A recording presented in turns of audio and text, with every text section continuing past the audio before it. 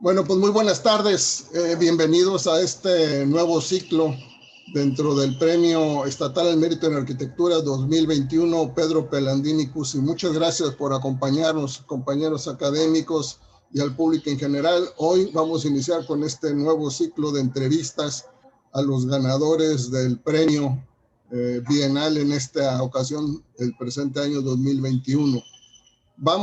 Estamos grabando este evento para poder tenerlo a disposición de todos ustedes en nuestras redes, tanto en YouTube como en Face. Ahí lo podrán consultar y espero que sea de su agrado. En esta ocasión vamos a iniciar con la entrevista al premio muy particular que tenemos y muy importante, que se llama Premio a la Trayectoria Profesional. A diferencia de los otros premios que son por obra o proyecto determinado o por acciones, investigaciones determinadas, esta es el compendio de todos los proyectos, obras y acciones que un profesional en la arquitectura, y en este caso nos da mucho gusto que sea un compañero académico, el que haya sido merecedor de este premio, se le reconoce en su trayectoria.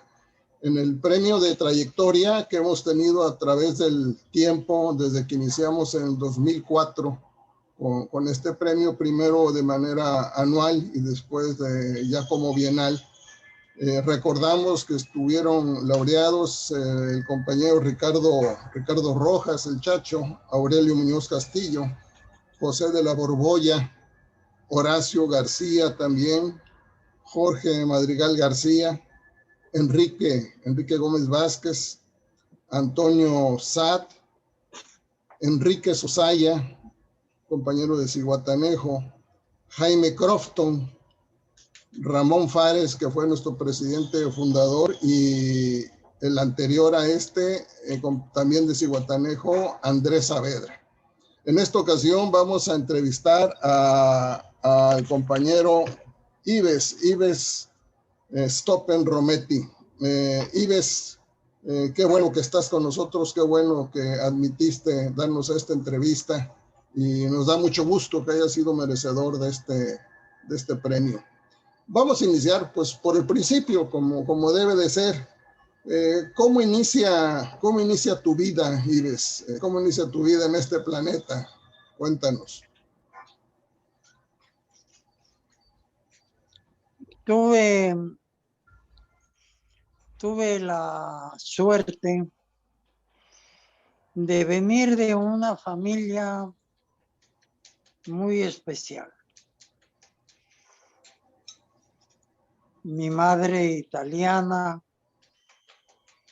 mi padre mexicano, pero a los 3 años emigraron a Francia porque la revolución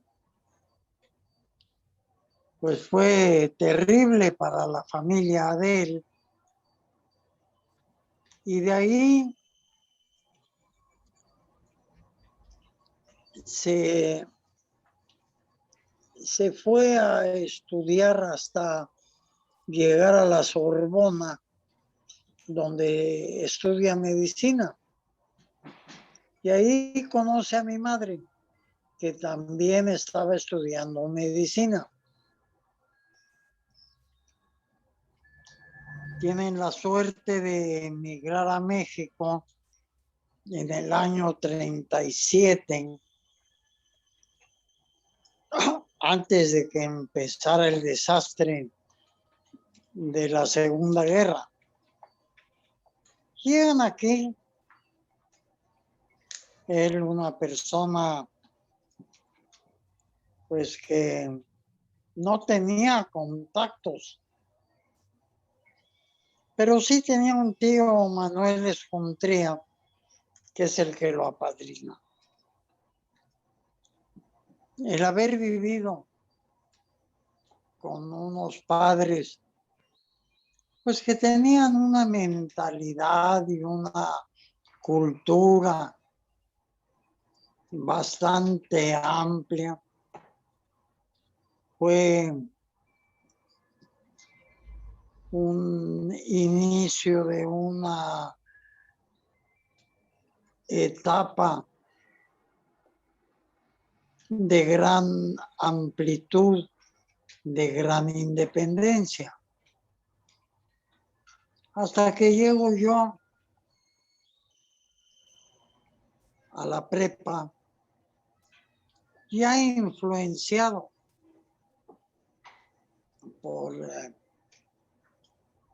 la familia paterna, que tenían una gran empresa de desarrolladores inmobiliarios en Niza, Francia. Tuve la oportunidad de viajar muchas veces desde muy joven. Y de ahí es donde se acaba de aterrizar el por qué arquitectura. Mi abuelo... Oye, Ives, pero si tenías la ascendencia de médicos, padre, madre, sé que tus hermanos también, ¿cuál fue la diferencia? ¿Qué sentiste tú diferente al resto de la familia que está rodeado de médicos para tomar la arquitectura? Porque si hay una influencia, la misma influencia que tuviste tú la tuvieron tus hermanos. Sí, pero aquí fue mucho más interesante tanto la influencia de la familia materna como de los amigos. Cuando entro a la prepa en el CUM, convivo con amigos de un gran nivel de definición y el buscar conocer a las vacas sagradas de la arquitectura mexicana. Por eso la definición de arquitectura y no medicina es la que yo caminé. ¿Dónde estudias la carrera, Ives?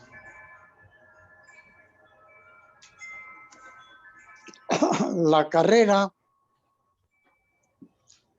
pues desde joven, podría yo decir, todavía estudiando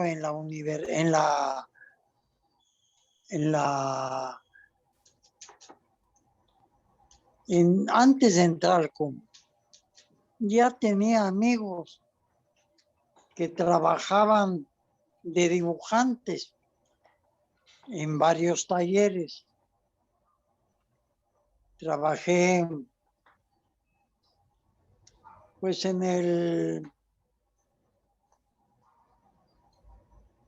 cuando se desarrolla en el parque de la Lama, el proyecto. Ahí trabajábamos a 6 pesos la hora. Pero mi entorno era todo de amigos que estaban ligados ya a la arquitectura. Cuando entro al CUM, pues es bien interesante el plan de estudios. Y ahí ya no hay la menor duda. Llego a la Facultad de Arquitectura muy joven, porque en aquella época las clases empezaban en el mes de febrero. Yo cumpleaños en febrero. Entonces, entré recién cumplidos 17 años. Y de ahí vino toda una toda una carrera, como decía yo el otro día, de resistencia, no de velocidad, porque pues tuve la oportunidad de empezar de muy joven a hacer trabajos, diseños, como lo planteaba yo. Mi primer casa la hice cuando tuve 17 años, hace ya 62 años. Una casa que fue, aparte de los nexos familiares, muy interesante en el sentido de manejar el tabique y de mezclarlo con una serie de piezas de demolición que pude comprar en la demolición del hospital inglés, de una cantera fantástica que pude utilizar, sea en el marco de la chimenea. Vaya, fue un deleite de una obra pues de muy pocos recursos. Ahí tuve la oportunidad de copiarle a Le Corbusier el meter tubos de iluminación que atravesaba la losa de la azotea para iluminar un jardín. Él lo hizo en un monasterio en León y ese detalle me acercó mucho a Oye, conocer Ives, la pero obra.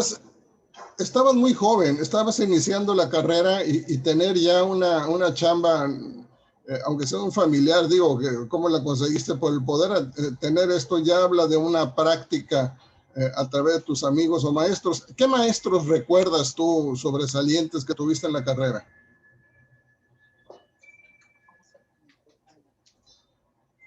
Pues hay diferentes tipos de maestro. Había el maestro constructor o había el maestro que era un artista. Nunca dejaré de recordar a José Luis Benlliure, que era de una fineza, era espiritual. También recuerdo pues maestros que se pasaban de cabreras, como Manuel Rosen, que aquí hizo la casa de Silvia Pinal. Él hizo las casas de Cantinflas y pues siempre estábamos enfrentados. Inclusive nos encontramos en el dojo de el doctor Manuel Mondragón, donde los dos hacíamos karate. Y este maestro tenía unos antebrazos que me daban unos madrax que espérate. Pero en fin, con todo y Oye, eso. Ives, Sí, ¿cómo es que llegas a Acapulco? O sea, tú no vivías en la Ciudad de México, habías estudiado allá, ya tenías chamba allá. ¿Cómo es que llegas aquí y por qué te quedas?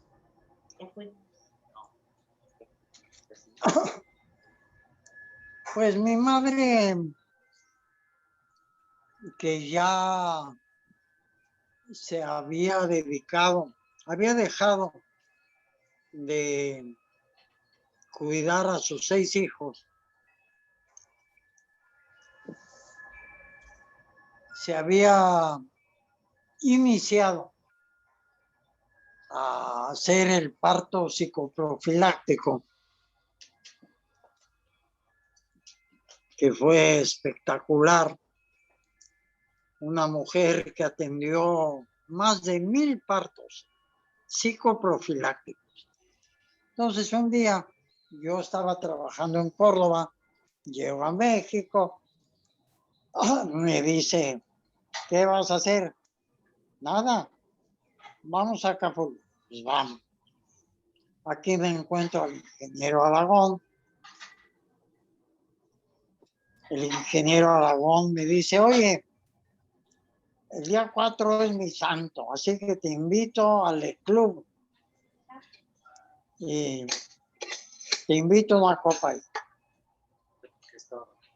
Y Armando de Club. en Armando el club. Y a las 6 de la mañana, con una botella de champaña enfrente, me dice, mira, voy a tener mucho trabajo. ¿Te vienes a trabajar conmigo? Y órale. Y así empezó. Él tenía unas hermanas que manejaban, pues, las relaciones de venta de propiedades, de total, estaban súper relacionadas las hermanas Aragón. Y así empieza la historia. Ahora, o sea, tú te quedas porque tienes chamba, me queda claro, pero ¿qué Acapulco te encuentras? Es un Acapulco, nosotros, la mayoría de los que estamos aquí presentes, lo vivimos, pero defínenos, ¿qué Acapulco te encuentras en materia de chamba, en materia social, de diversión? ¿Cómo era el gremio? ¿Qué Acapulco te encuentras tú cuando llegas aquí? Pues indudablemente con la relación con Carlos Aragón, pues tenía yo la oportunidad de conocer gentes que nunca hubieses podido acceder a ella, como fue haberle arreglado al licenciado Alemán parte de su casa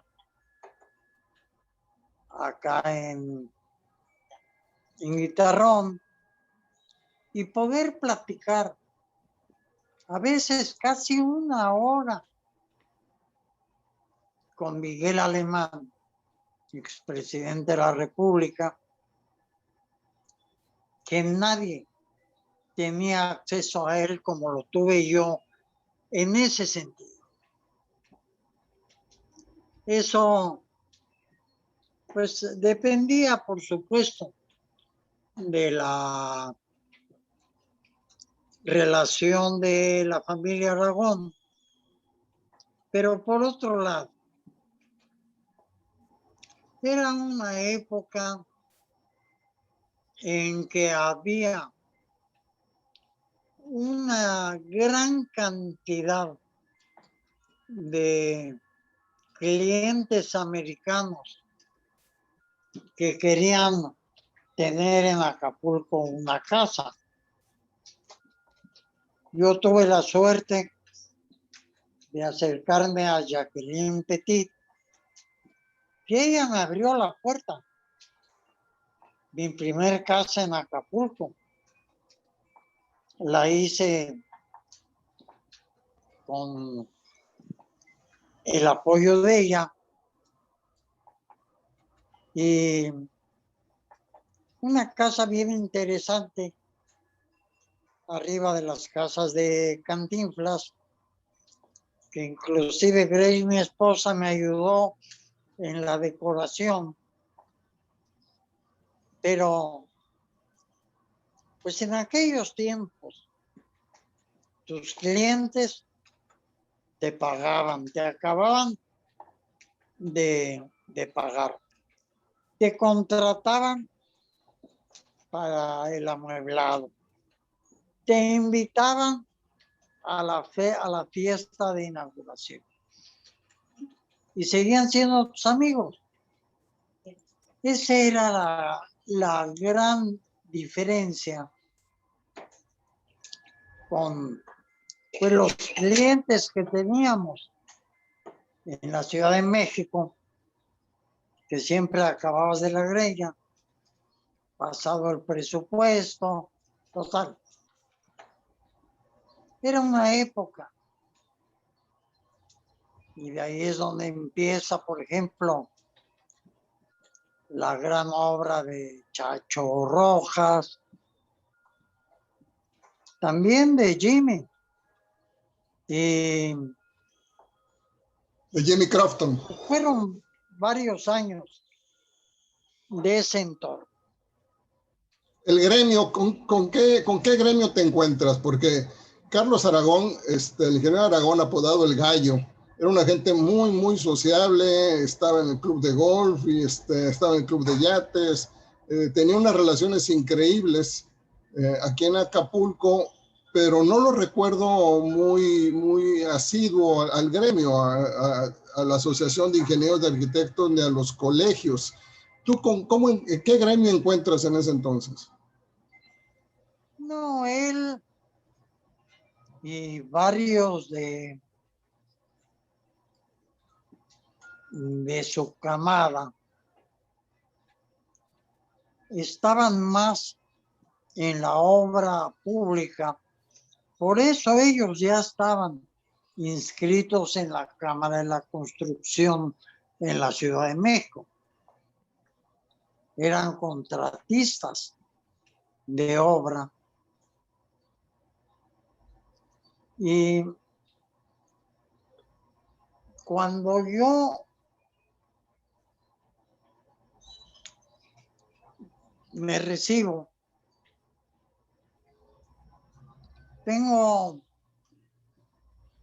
ya tenía yo una actividad gremial desde la facultad. Yo había estado en la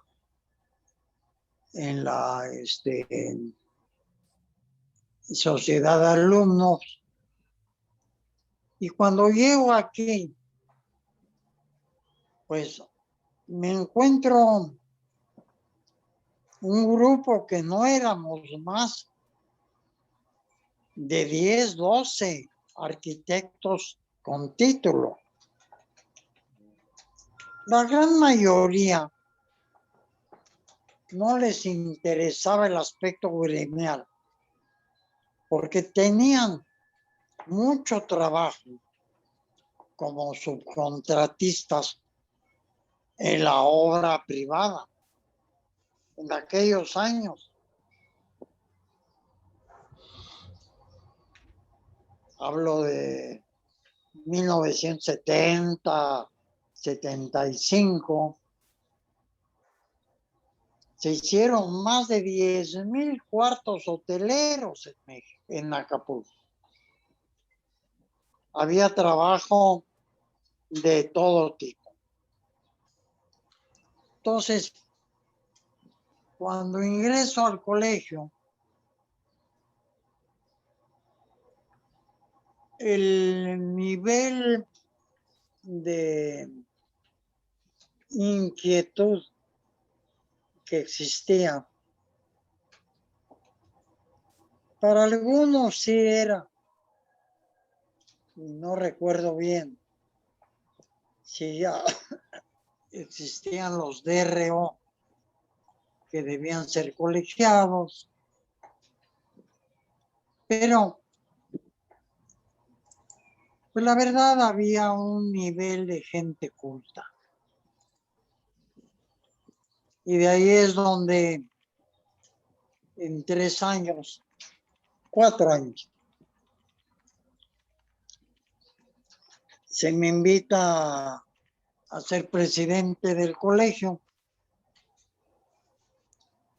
y pues sesionábamos en el club de golf.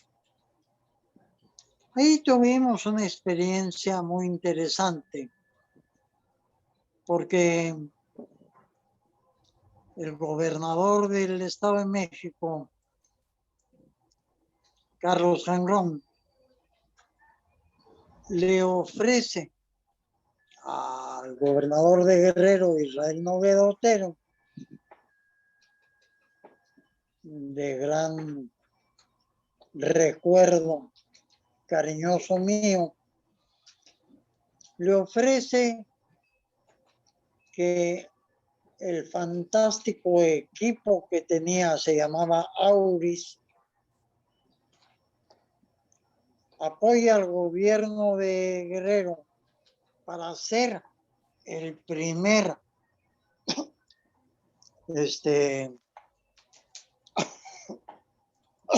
perdón, el primer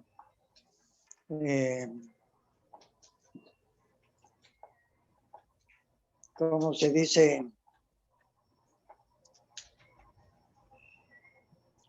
El primer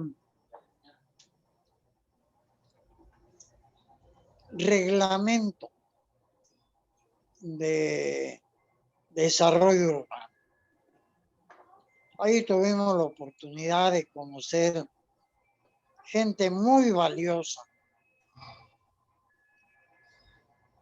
Trabajamos un par de meses muy interesante. Yo recuerdo que buscábamos una figura diferente al DRO Firmón y buscamos tener que el arquitecto fuese el notario de la construcción, que diese fe del desarrollo de un proyecto y de una obra, algo que nunca se ha logrado. No, hasta ahí la se fecha. trabajan los firmones. Sí. Y hasta Después la de fecha eso, no se ha logrado eso, sí. no, y ha habido gente que ha luchado. Recuerdo mucho a Rubén Ramos peleando porque el proyecto lo firmara el autor, viniera de donde viniera. Rubén peleó mucho esto, tampoco lo hemos logrado. Pues eso es el nivel de colegio que encontré. Y el colegio que tenemos hoy en día, me da pena decirlo, pero por eso tú ya no asistes, Juanito, Así y es. varios más, porque el nivel cultural que existe, el trato, lo que se habla ahí, fundamentalmente es administrativo o también es pues lo que les importa a la gran mayoría que se le reconozca ser de reo, sin que en el colegio hablemos pues de lo que más nos importa, que es nuestra arquitectura, nuestra ciudad, nuestra problemática, todos los sinsabores que tenemos en la tramitología,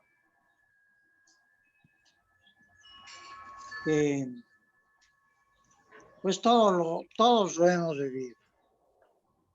Ives, nos da chance que haya un par de preguntas de los compañeros que están aquí presentes. No sé quién de ustedes, brevemente, si le tienen alguna pregunta a Ives. Yo. Adelante, Paco. Ives, ¿te sientes satisfecho con lo que has logrado profesionalmente? ¿Qué crees que te podría todavía llenar, satisfacer, que no hayas hecho? Entonces, es la misma pregunta planteada de otra manera. ¿Qué te falta por hacer? ¿Estás satisfecho? Mira, Paquito, el medio en el que vivimos nos restringe tanto al nivel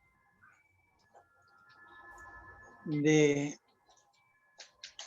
participar en obras importantes, llámese edificios grandes, desarrollos grandes. Eso pues nos llega a Acapulco ya digerido.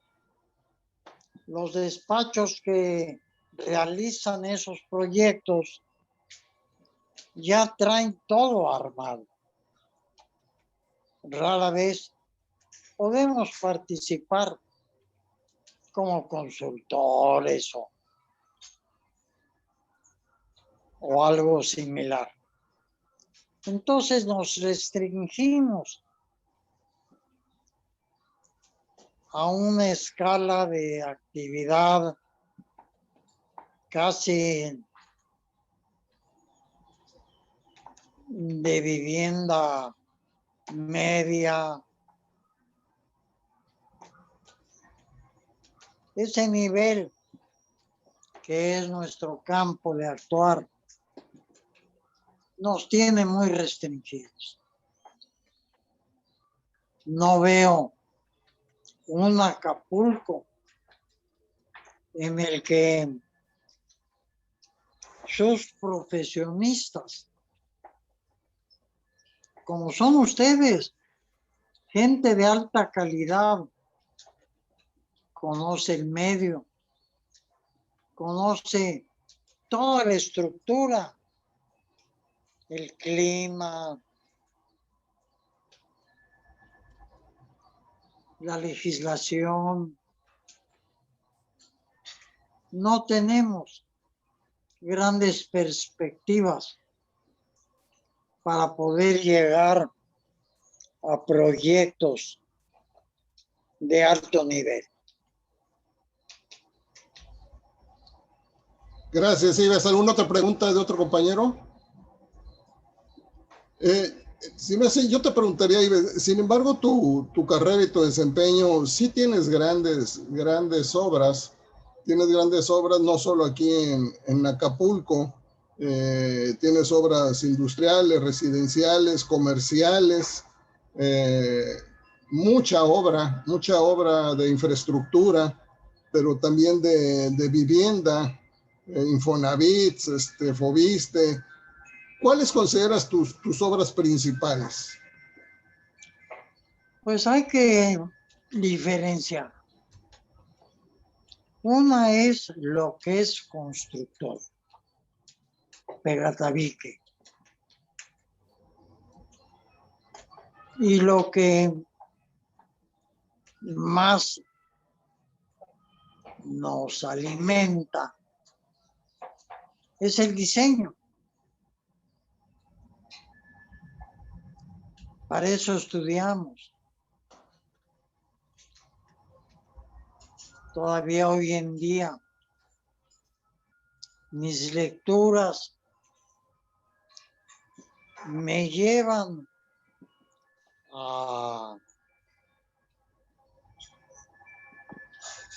acercarme a la música como complemento del diseño. Ya hemos hablado algo de eso. Porque, como decía Pepe Raigadas el otro día, hay cientos de definiciones de qué es la arquitectura. No les voy a leer ahorita, pero tengo una treintena de esas definiciones.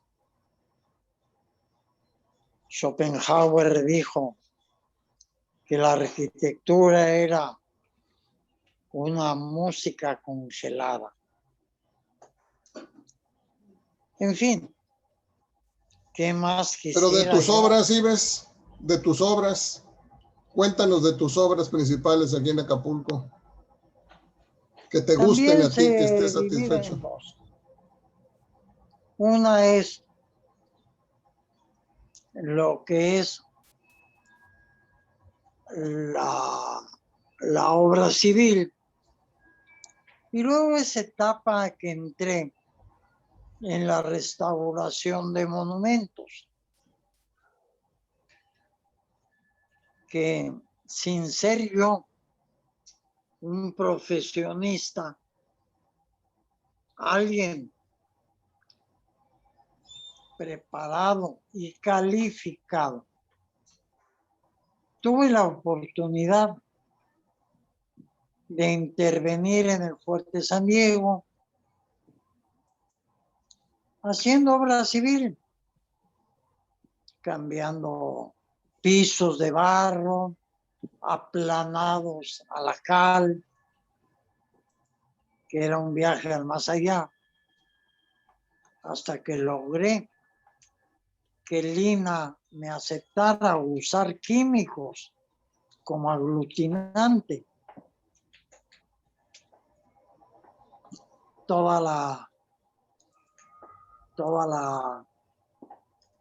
Las instalaciones. Fue una obra sumamente interesante, acompañado por dos directores del museo, el arquitecto Nájera, que él quería que los aplanados los tratáramos puliéndolos con obsidiana, como se hizo en Oaxaca. Pero esto era una fortaleza total. ¿Se me escucha? Sí, adelante, Ives, adelante. Total. Hicimos una obra muy interesante y luego el Fortín Álvarez. El Fortín Álvarez, que ya había tenido una recuperación de el vandalismo que le habían hecho. Y fue una obra en la cual aprendimos a coser los muros fracturados, lo que es la norma de intervenir esos espacios, encontramos los pisos originales. Fue una obra muy interesante a la cual le dediqué mucho empeño. Y todavía le falta. A ver si encontramos recursos para que se pueda terminar. Entonces, eso es el tipo de restauración. Y luego lo que es la obra civil. Allí he hecho de tocho morocho. Pero una obra que fue sumamente compleja fue el puente de la terminal marítima al Fuerte San Diego, porque el diseño que se presentó, donde Juan Faril, Fernando Figueroa, buscan que sea un diseño que se sienta que está pegado al mar. Hacen 4 columnas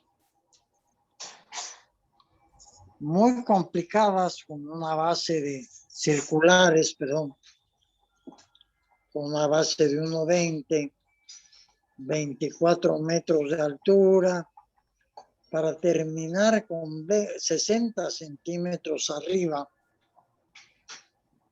curveadas.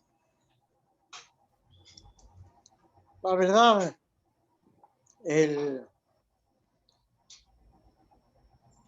que un herrero hiciese eso aquí en Acapulco no era accesible. Yo conseguí un herrero, un español de Prosapia, que tenía su taller cerca de Teotihuacán. El muro de concreto alabeado, perforado, que está ocultando las rampas de acceso. Este puente sube 22 metros de la costera hasta el acceso del fuerte. Fue una obra muy complicada y yo puedo decir mi mejor obra. Ives, cambiando un poquito y complementando todo lo que nos has dicho, ¿qué papel juega tu familia en tu vida profesional?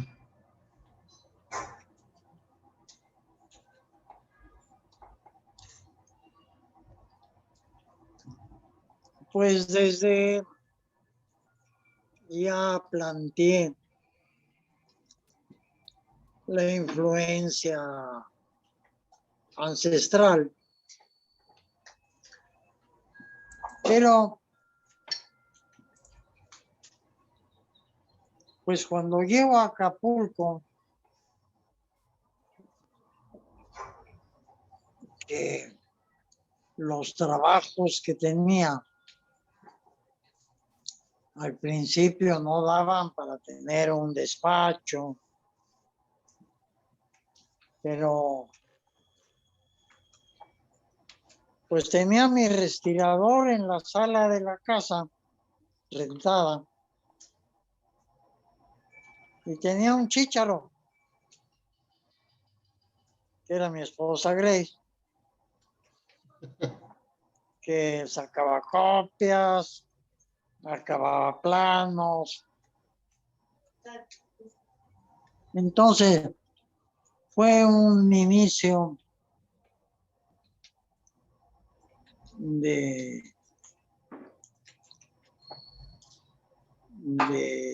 mucha lucha, y poco a poco se abrieron los tiempos, pero siempre he tenido este apoyo de Grace y el apoyo de mis hijos. Mi hija Chantal es arquitecta. Ives es abogado, pero me ha apoyado en todos los sentidos. Hoy en día, pues sucedió que Acapulco se desmoronó. Esos tiempos en que teníamos amigos de alto nivel, llámese directores de hotel, o sea, gente de muy buena calidad humana y cultural. Entonces, con los tiempos, mucha gente emigró, y entre ellos mi familia. Claro, Los claro. últimos 8 o 10 años. Prácticamente voy y vengo a la Ciudad de México. Y cuando ya tienes 4 nietos, a la edad que son muy divertidos, pues sigue la liga familiar. Qué Eso bueno, es lo que Ives. yo ¿Qué nos quisiera. dices? Muchas gracias. ¿Qué nos dices de la Cámara de la Construcción? Porque tú eres uno de los pilares primarios y fundamentales de la Cámara de la Construcción. Tú fuiste quien inició la Cámara, aunque no el primer presidente, porque lo cediste a Chilpancingo. Pero ¿qué me cuentas de la Cámara de la Construcción? Es interesante recordar al ingeniero Pasta Tabuglia. Él fue el que un día me dijo: oye, Ives, ya acabaste con el colegio, ya dejaste de ser. Éntrale a esto. Y él es el que me contacta y me motiva para que hagamos esta cámara. En aquella época, yo hice un grupo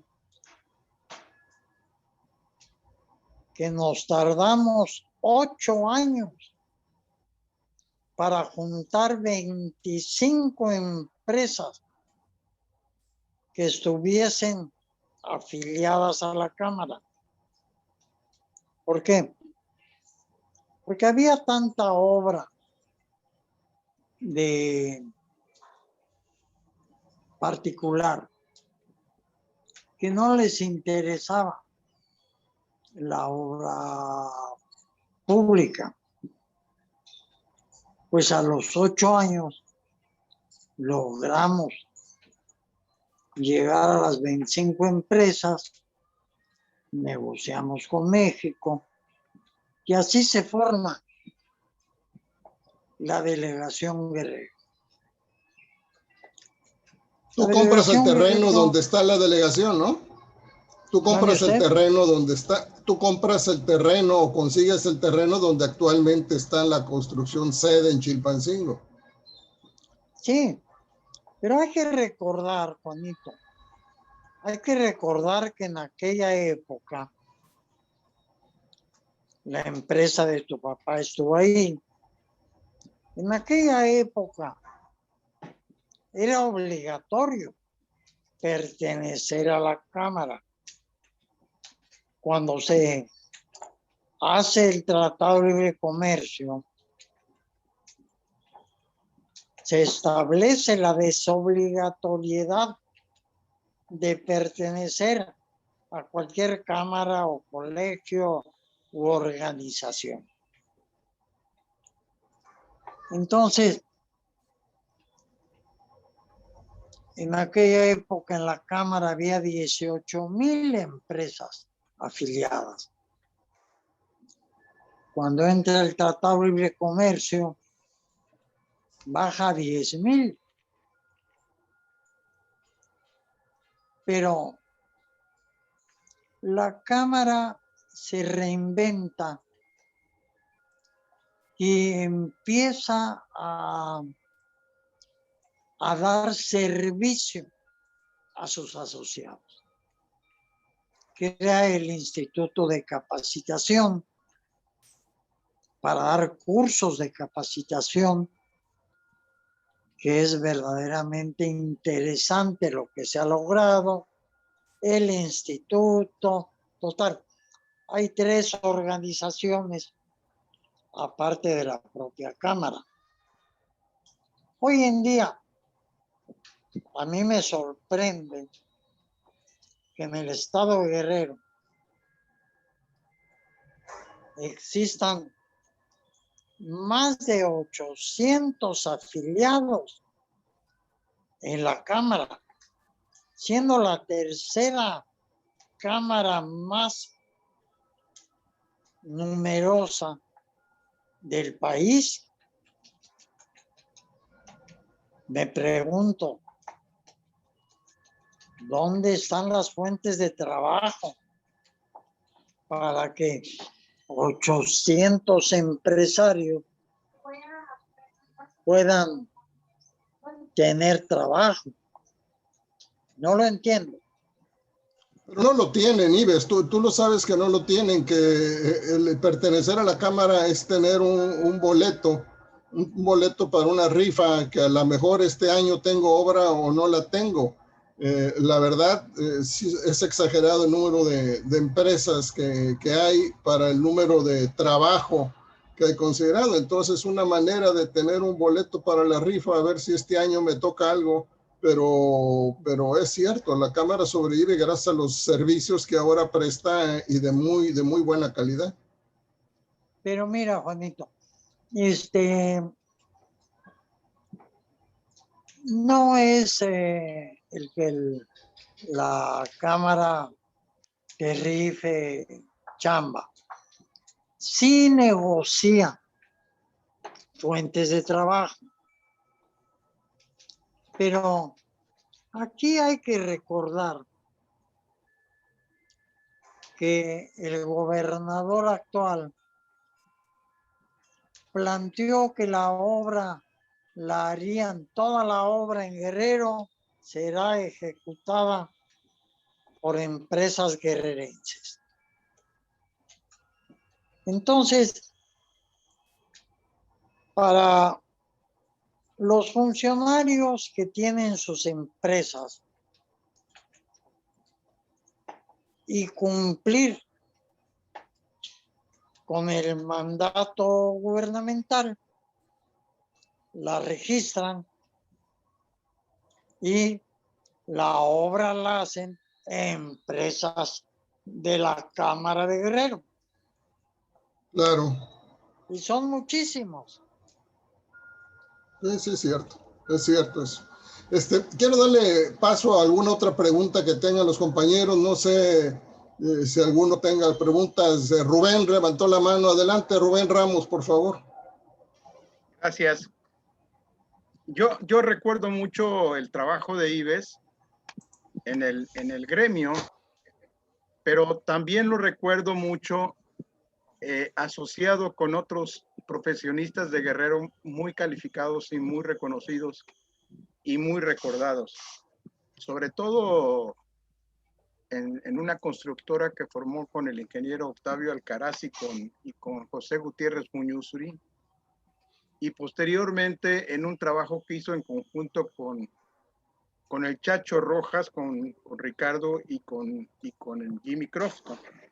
Entonces, yo quisiera que Ives nos platicara un poquito de esa labor de equipo que él sabe hacer también, que esa labor de conjunto que él sabe apoyar también, y que nos platique de sus anécdotas y de sus seguramente buenos clientes que tuvo en esa época. Sí, Rubén. Del primer tema de la constructora Tlali, pues éramos 3 personas. Estaba Alcaraz, ingeniero que pues le había aprendido a Pepe Pasta la seriedad de cómo hacer obra. Gutiérrez manejaba los centavos escrupulosamente y yo estaba en las relaciones. Tuvimos una época muy interesante en la cual sí había concursos de obra. El cliente más importante era CAPSE. Ahí fue cuando compramos, yo creo, la segunda computadora en Acapulco destinada a análisis y concursos de obra.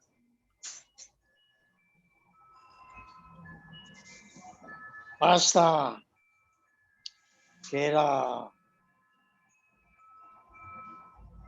verdaderamente dedicado a la computación, era el que tenía. Compramos una Apple, tenía 64 gigas de memoria. Nos costó $7,000 en aquella época. Hacíamos 3 concursos al día. Tavos iba a Chilpancingo, en el CAPSE, y éramos de vanguardia. Compramos camiones, compramos maquinaria, los camiones los convertimos a gas para que los choferes no nos robaran. Total, fue muy eficiente esa forma de trabajar. Posteriormente, cuando por cuestiones de pesos y centavos, pues yo conseguía las obras. Yo era el amigo de Memo Carrillo, yo la buscaba. Y yo pedí un plus y me dijeron que no. Y fue la razón por la cual yo me salí de ahí y me fui por mi lado. Fue una época muy interesante porque debo reconocer el gran apoyo que me dio Jimmy Crofton, tanto en la vista y en la casa del licenciado Camil. Tú viviste toda esa época, Rubén, y viste cómo levantamos esas murallas de 18 metros de altura para nivelar la plataforma de la alberca. Entonces, ese contacto con gentes de ese nivel en aquel Acapulco, pues estaba en desarrollo de personalidades que estaban invirtiendo en obras muy interesantes. A ti te tocó hacer mucho. Estuvimos en las 7 chakras. En fin, fueron años en el cual teníamos que dar respuesta. En aquella época, cuando las 7 chakras, yo fui a Miami, compré compresor, compré bomba de concreto. O sea, me habitué allí para dar respuesta. Eso es lo que era importante. No cambiar de coche. Hoy en Y así día, ves.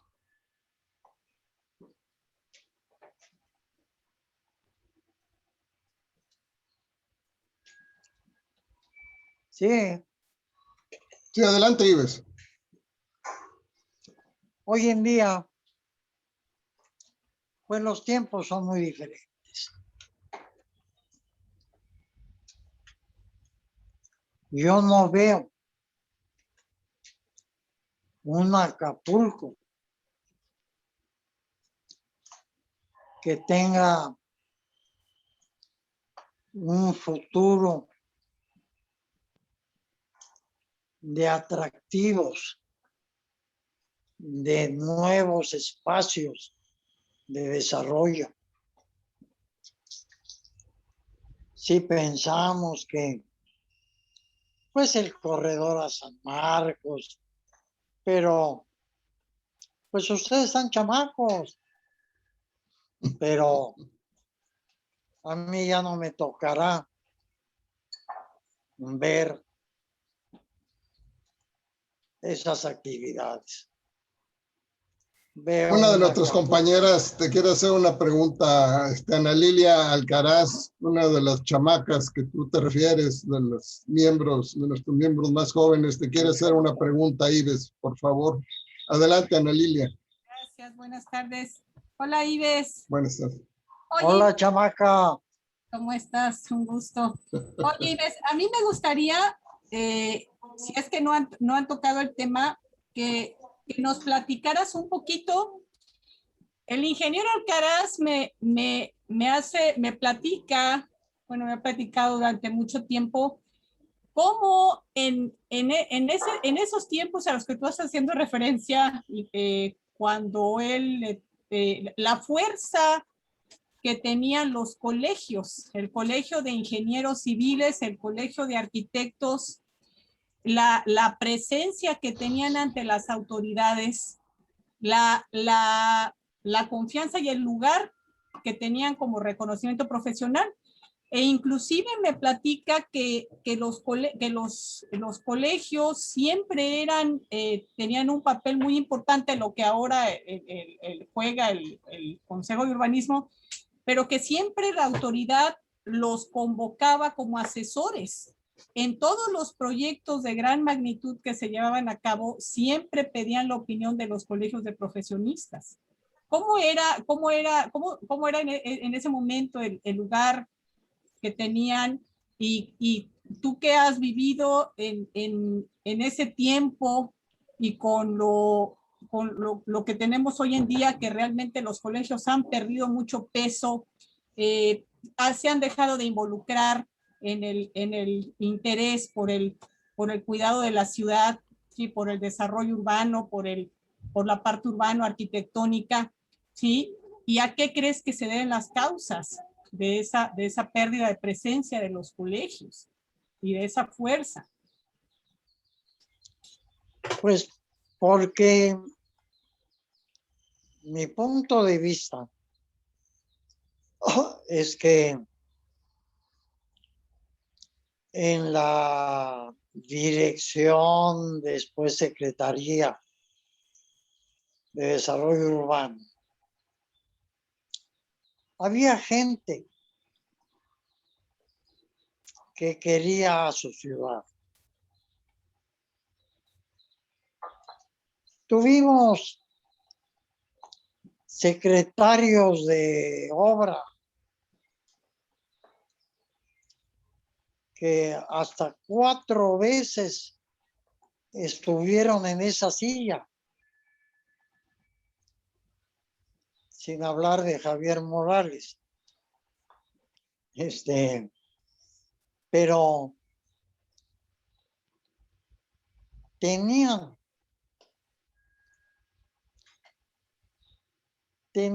la inquietud de hacer algo por su ciudad. Recordemos, Ana Lilia, recordemos que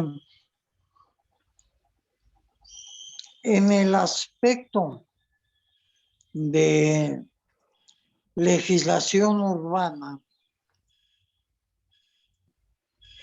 podían pasar años y años en que se tocara alguna actualización.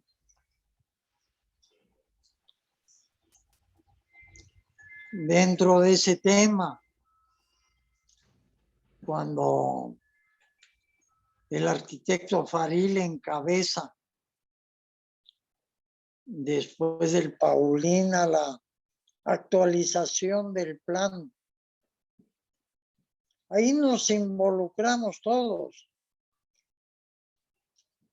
Pasaron, no sé, 13, 15 años. 13, a que volviésemos a tocar el tema